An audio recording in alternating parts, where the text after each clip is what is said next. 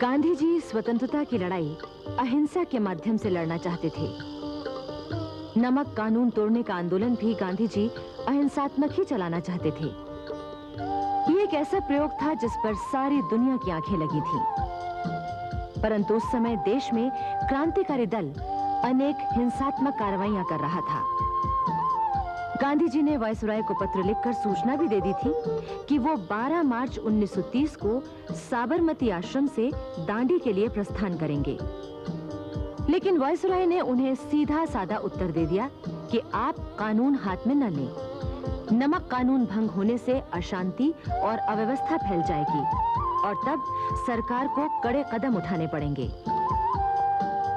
12 मार्च 1930 को साबरमती आश्रम में देशी तथा विदेशी अखबारों के संवाददाता पहुंच चुके थे। गांधी जी ने उन्हें बताया कि यह यात्रा पैदल होगी। इससे वो जन जन तक पहुंच सकेंगे। जनता जान सकेगी कि अहिंसा की ताकत क्या है। निहत्था इंसान क्या कुछ नहीं कर सकता अगर उसे अपनी आत्मा की शक्ति पर भरोसा हो। ऐतिहासिक दांडी यात्रा के लिए गांधी जी के साथ 79 सत्याग्रही तैयार थे। गांधी जी ने एक अधो वस्त्र पहना था और कंधों पर ऊपरी वस्त्र डाले हुए थे। उनके पीछे 2-2 की पंक्ति में सत्याग्रही खड़े थे। आश्रमवासियों ने पदयात्रा शुरू होने से पहले सबकी आरती उतारी और उपस्थित जनसमूह ने उनका हार्दिक अभिनंदन किया। दांडी यात्रा आरंभ करने से पूर्व गांधी जी ने उपस्थित लोगों के सामने एक छोटा सा किंतु महत्वपूर्ण भाषण दिया। उन्होंने कहा, यदि स्वराज न मिला तो या तो रास्ते में मैं मर जाऊंगा या आश्रम के बाहर रहूंगा। यदि नमक कर न उठा सका तो आश्रम लौटने का भी इरादा नहीं है। उन्होंने ये भी कहा कि जब तक वो दांडी न पहुंच जाएं, तब तक सत्याग्रह शुरू न किया जाए। साबरमती आश्रम से दांडी के लिए जब ये जुलूस चला तो चारों ओर जय जयकार से आकाश गूंज उठा। अहमदाबाद में इतना बड़ा जुलूस पहले कभी नहीं निकला था। सारा नगर इसमें शामिल हो गया था। जुलूस 2 मील लंबा था। जो सड़कों पर खड़े होने की जगह नहीं पा सके थे, वो पेड़ों पर, घरों की छतों पर चढ़ गए थे। 24 दिन तक लगातार ये पद यात्रा चलती रही। रास्ते में जितने भी पड़ाव आए, वहां गांधी जी ने भाषण दिए। उनका भाषण सुनने के लिए हजारों की भीड़ एकत्र हो जाती थी। यात्रा के दौरान जंबूसर में जवाहरलाल नेहरू और मोतीलाल नेहरू ने गांधी जी से मुलाकात की और आगे का कार्यक्रम तय किया, क्योंकि यह तय था कि कानून तोड़ने के बाद सभी नेताओं को गिरफ्तार किया जाएगा। देश भर के बड़े नेता इसी तैयारी में जुटे थे कि उनके जेल जाने के बाद सत्याग्रह को कैसे जारी रखा जाएगा। पंडित नेहरू ने आत्मकथा में लिखा है कि जंबूसर में मुलाकात के बाद गांधी जी अपने दल के साथ दांडी यात्रा के दूसरे पड़ाव के लिए पैदल चल पड़े। वो हाथ में लाठी लिए हुए अपने अनुयायियों के आगे आगे जा रहे थे। उनके कदम मजबूत थे और चेहरे पर शांति तथा निर्भयता छिटकी पड़ती थी। वो एक दिल हिला देने वाला दृश्य था। 5 अप्रैल 1930 को गांधी जी दांडी पहुंच गए। वहां सरोजनी नायडू आदि देशभक्तों ने उनका स्वागत किया। ये निश्चय किया गया कि 6 अप्रैल को समुद्र तट पर जाकर नमक कानून तोड़ेंगे। 6 अप्रैल की तिथि इसलिए भी रखी गई कि उसी दिन से राष्ट्रीय सप्ताह भी शुरू होता था। ये राष्ट्रीय सप्ताह जलियांवाला बाग की स्मृति में मनाया जाता था। 5 अप्रैल को रात भर सत्याग्रहियों ने प्रार्थना की। 6 अप्रैल की सुबह सब लोग गांधी जी के साथ समुद्र में नहाकर समुद्र तट पर आए।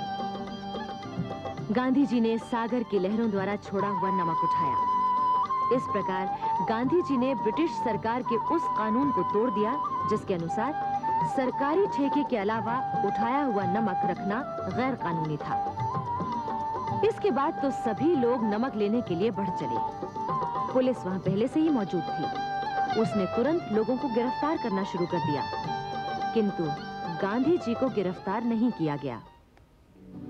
उधर 6 अप्रैल को ही देश भर में अनेक स्थानों पर नमक कानून तोड़ा गया। उत्तर प्रदेश, बंगाल, बंबई, दिल्ली, बिहार में पुलिस ने आंदोलनकारियों को पीटा। कराची, पेशावर और मद्रास में तो गोली भी चलाई गई। देश के अन्य भागों में नमक सत्याग्रह जितनी तेजी से शुरू हुआ, उसके बारे में नेहरू जी का ये वाक्य अत्यंत महत्वपूर्ण है। ऐसा मालूम हुआ कि जैसे कोई बटन दबा दिया गया और अचानक सारे देश में, शहरों में, गांव में जिधर देखो रोज नमक बनाने की ही धूम मच गई। नमक सत्याग्रह के सिलसिले में जवाहरलाल नेहरू, वल्लभ भाई पटेल आदि अनेक बड़े नेता भी गिरफ्तार करके जेल में डाल दिए गए, किंतु गांधी जी को फिर भी गिरफ्तार नहीं किया गया। अब गांधी जी ने दूसरा कार्यक्रम बनाया। गुजरात में धरसना में सरकारी नमक का गोदाम था। गांधी जी ने तय किया कि इस गोदाम पर धावा बोलकर सरकारी नमक पर कब्जा कर लिया जाए, किंतु यह धावा अहिंसात्मक था। गांधी जी ने इसकी सूचना भी वायसराय को दे दी थी। ब्रिटिश सरकार को लगा कि अब स्थिति बिगड़ सकती है। 4 मई की रात गांधी जी सूरत जिले के कराड़ी शिविर में सो रहे थे। रात के 1:15 बजे सूरत के अंग्रेज जिला मजिस्ट्रेट ने 30 बंदूकधारी और 2 अफसरों के साथ कराड़ी शिविर को घेर लिया। वो गांधी जी को गिरफ्तार करने आए थे। गांधी जी को जगा दिया गया। जिला मजिस्ट्रेट ने गांधी जी के कहने पर गिरफ्तारी का आदेश पढ़कर सुनाया। चूंकि governor general in council Mohandas Karamchand Gandhi की कार्रवाइयों को खतरनाक मानता है, इसलिए वो आदेश देता है कि उक्त मोहनदास करमचंद गांधी को 1827 रेगुलेशन 35 के तहत प्रतिबंध में रखा जाए और जब तक सरकार चाहे तब तक वो कैद में रहे। उसे तुरंत यरवदा जेल पहुंचाया जाए। गिरफ्तारी से पहले गांधी जी ने एक वक्तव्य जारी किया। उसमें कहा गया था, नमक कानून तो भंग हो चुका है। अब प्रत्येक व्यक्ति जो मुकदमे का खतरा उठा सकता हो, चाहे जहां नमक बनाने के लिए स्वतंत्र है। गांधी जी की गिरफ्तारी से नमक आंदोलन और भी जोर से भड़क उठा। भारत भर में हड़ताल हुई, बाजार और व्यापार बंद हो गए। गांधी जी के बाद धरसना पर धावा बोलने के लिए वृद्ध नेता अब्बास तैयब जी चुने गए। वो भी गिरफ्तार कर लिए गए। इसके बाद श्रीमती सरोजनी नायडू आगे बढ़ी तो वो भी गिरफ्तार कर ली गई। फिर तो जनता और पुलिस के बीच सीधा संघर्ष शुरू हो गया। हर शहर और गांव में नमक सत्याग्रह हुआ। पुलिस ने जनता पर लाठियों और बंदूकों से हमला किया। कांग्रेस की कार्य समिति को सरकार ने गैर कानूनी घोषित कर दिया। मोतीलाल नेहरू भी गिरफ्तार कर लिए गए। पेशावर में खान अब्दुल गफ्फार खान की संस्था अफगान यूथ लीग और उसके सदस्य खुदाई खिदमतगार कांग्रेस में शामिल हो गए। नमक आंदोलन के दौरान खुदाई खिदमतगारों पर बड़े अत्याचार हुए। लोगों को अपमानित करने के लिए उन्हें जबरदस्ती पकड़कर माफीनामे पर अंगूठा लगवाया जाता था। बहुत से वीर पठानों ने इस पर अपना अंगूठा ही काट डाला, जिससे इस जिल्लत से बच जाएं। खान अब्दुल गफ्फार खान के घर में आग लगा दी गई। उनके भाई डॉक्टर खान साहब का मकान धूल में मिला दिया गया। 23 अप्रैल 1930 को पेशावर में बहादुर पठानों ने सत्याग्रह की अहिंसक लड़ाई की एक ऐसी मिसाल पेश की जो इतिहास में कभी भी भूली नहीं जा सकेगी। सैकड़ों की संख्या में पठान मौत की जरा भी परवाह किए बगैर तोपों और बंदूकों की ओर बढ़ते गए और उन्हें बड़ी बेरहमी से अंग्रेजों ने भून दिया। सारे देश में अहिंसात्मक ढंग से कानून भंग करना जनता का धर्म बन गया था। ब्रिटिश सरकार की सभी जेलें भर गईं, यहाँ तक कि नई जेलें बनवानी पड़ी। लगभग 50-60 हजार लोग जेलों में बंद हो गए थे। फिर भी आंदोलन की तेजी में कोई कमी नहीं आई। बंबई में कपड़ा मिल मजदूरों ने हड़ताल की। मद्रास में आंदोलनकारियों को पीटा गया। बंगाल में छात्रों पर लाठियां बरसी। गुजरात में बारडोली और बोरमद में किसानों पर जुल्म हुए। उस समय सारा भारत आंदोलन के प्रभाव की गिरफ्त में आ चुका था। वास्तव में इस आंदोलन ने ब्रिटिश सरकार की नींव हिला दी थी। इससे गांधी जी की कांग्रेस में पकड़ गहरी हो गई। उनका प्रभाव तेजी से फैलने लगा था। इसी बीच क्रांतिकारी भी अपना काम कर रहे थे। 18 अप्रैल 1930 को चटगांव के पास करीब 70 नौजवानों ने सूर्य सेन के नेतृत्व में एक साथ अनेक सरकारी प्रतिष्ठानों पर आक्रमण कर दिया। उन्होंने शस्त्रागार लूट लिया। 26 जनवरी 1931 को वायसराय के आदेशानुसार गांधी जी और कांग्रेस कार्यकारिणी के अन्य सभी सदस्यों को जेलों से रिहा कर दिया गया। मोतीलाल जी चूंकि बीमार थे, इसलिए उन्हें पहले ही छोड़ दिया गया था। जवाहरलाल नेहरू जब नैनी जेल से छूटकर घर पहुंचे, तो बीमार पिता को देखकर उनके दिल को बड़ा धक्का लगा था। नेहरू जी ने लिखा है, वो एक बूढ़े शेर की तरह, जिसका शरीर बुरी तरह जख्मी हो गया हो, जिसकी ताकत शरीर से करीब करीब चली गई हो, बैठे थे। लेकिन उस हालत में भी उनकी शान तो सिंहों या राजाओं जैसी ही थी। कुछ ही दिन बाद गांधी जी मोतीलाल नेहरू जी से मिलने आए।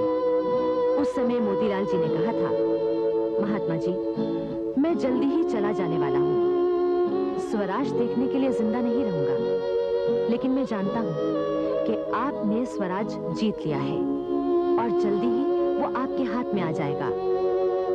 इसके कुछ ही दिन बाद, यानी 6 फरवरी 1931 को मोतीलाल नेहरू का देहांत हो गया। देश का एक महान त्यागी नेता उठ गया। देश की राजनीति में उस समय नया मोड़ आया जब महात्मा गांधी और वायसराय लॉर्ड इरविन के बीच बातचीत हुई और कई महत्वपूर्ण मुद्दों पर समझौता हो गया। इनमें कुछ प्रमुख बातें थीं।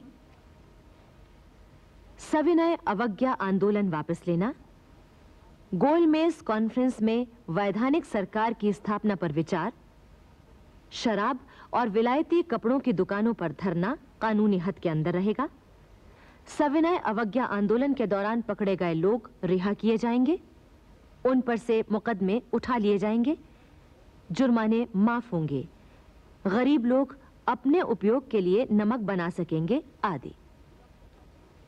इस समझौते पर डॉक्टर राजेंद्र प्रसाद ने कहा था, गांधी इरविन समझौता इस माने में बहुत महत्वपूर्ण है कि ब्रिटिश सरकार ने पहली बार जनता की प्रतिनिधि संस्था से समझौते की बातचीत के लिए प्रयत्न किया है। उधर लाहौर हत्याकांड के सिलसिले में गिरफ्तार भगत सिंह, सुखदेव और राजगुरु पर मुकदमा चल रहा था।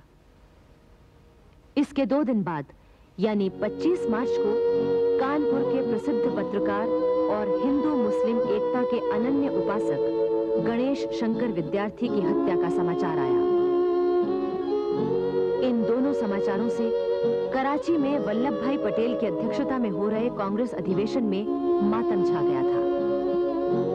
कांग्रेस के इसी अधिवेशन में गांधी इरविन समझौते को अनुमोदित किया गया था। दूसरा गोलमेज सम्मेलन लंदन में 7 सितंबर से 1 दिसंबर 1931 तक हुआ। इसमें कांग्रेस के प्रतिनिधि के रूप में गांधी जी सम्मिलित हुए। अन्य नेताओं को ब्रिटिश सरकार ने नामजद किया था। इनमें पंडित मदन मोहन मालवीय और श्रीमती सरोजनी नायडू भी थीं। दूसरे गोलमेज सम्मेलन से बड़ी आशाएं थीं और लगता था कि स्वराज्य का सपना पूरा हो जाएगा। लेकिन उसमें तो गांधी इरविन समझौते तक की उपेक्षा कर दी गई थी। इस सम्मेलन में गांधी जी ने भारत का पक्ष बड़ी मजबूती से रखा, किंतु अंत में इस सम्मेलन का कोई नतीजा नहीं निकला। भारत लौटने पर गांधी जी ने कहा, यह बात सच है कि मैं खाली हाथ लौटा हूं, किंतु मुझे संतोष है कि जो ध्वज मुझे सौंपा गया था, मैंने उसे नीचा नहीं होने दिया और उसके सम्मान के साथ समझौता नहीं किया।